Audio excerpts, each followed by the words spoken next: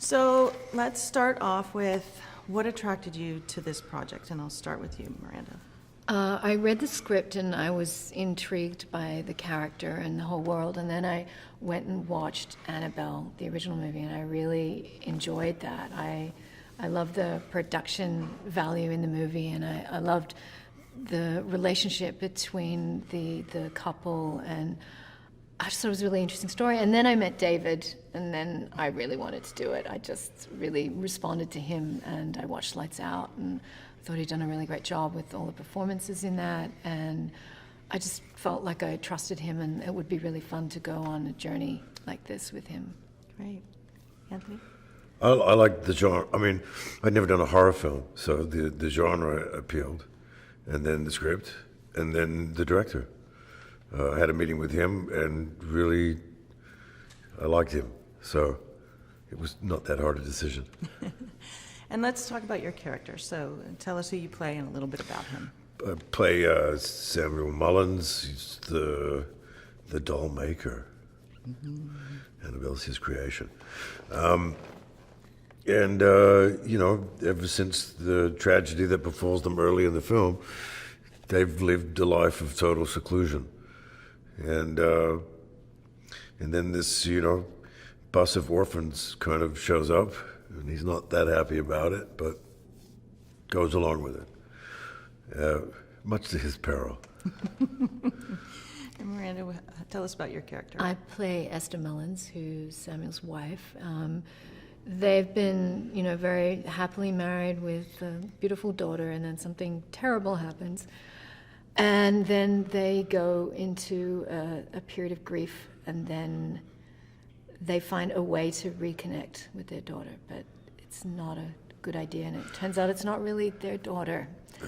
And then in the present day of the film, Esther's very mysterious. You find it hard to get a glimpse of her at first. She's behind all these curtains and a mask, and you're not really sure what has transpired over all those years and what kind of person she's turned into after this tragedy. And she's one of those kind of characters that kids make up stories about.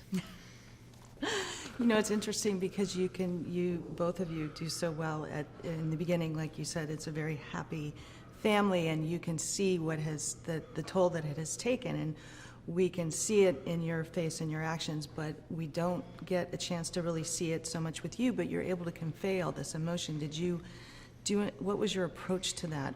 Being behind, we don't see a lot of you in those later years, but we can feel you.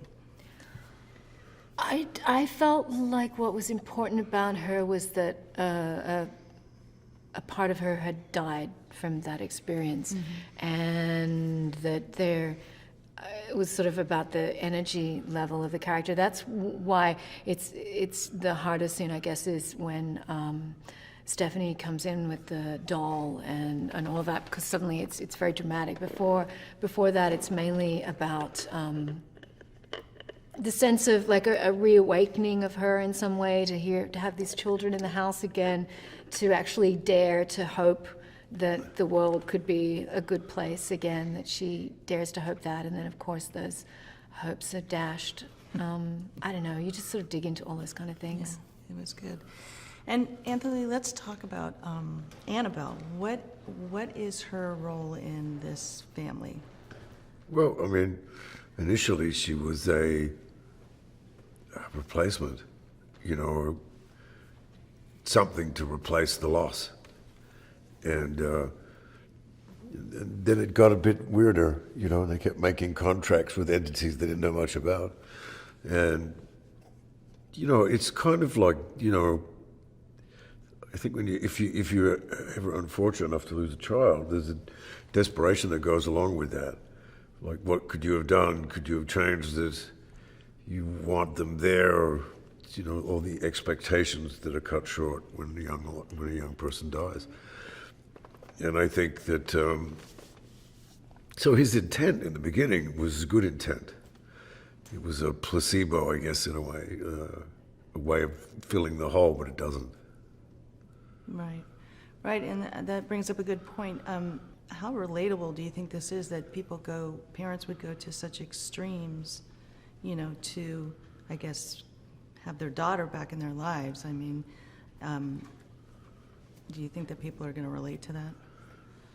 I think it's something that people don't like to think about. Like, I don't like to think about that scenario at all myself. But at the same time, I think you empathize with that situation, because you think if something like that were to happen to me and I had the chance to feel the presence of my daughter again, or have some semblance of her, even if I couldn't have her as a real child to have and to hold, but if I could just have a little bit of that back, what wouldn't you do to have that? What wouldn't you do? That's why mediums do so well, Yeah, exactly. because they sell that, you know. Yeah, just like that little bit of light for a minute is so tempting, and they don't know when, you know, I mean, there's a series of notes and things like that. They don't see that as an evil presence. They think they've been blessed by some miracle, Right. you know? Right. But Annabelle does not play well with others, that's the problem. Single child syndrome. Yeah. No, she did. The only child syndrome. Now, you both brought up David's name. So what does he bring to all of this as a director? Because obviously you've had experience with many directors. What did David bring? Peace and stability. Yeah. He's very a even. sense of safety, too. Like, I just automatically, as soon as I met him, I felt safe to make the movie with him at the helm, because I felt his taste was really good. We liked the same kind of things, and I felt he was really calm about making this movie, and that's what he turned out to be. He was unflappable. So Yeah. He was great. He wasn't, there was never any stress or tension on making this film at all. Like, he I knew think what he he had wanted. all of it removed, like all of his nerves removed or something. He's just really calm. He's just very, like, chill, but he, you know, he's everything's going on. Like, he knows what he wants, but he's never tense about making the day or anything like that.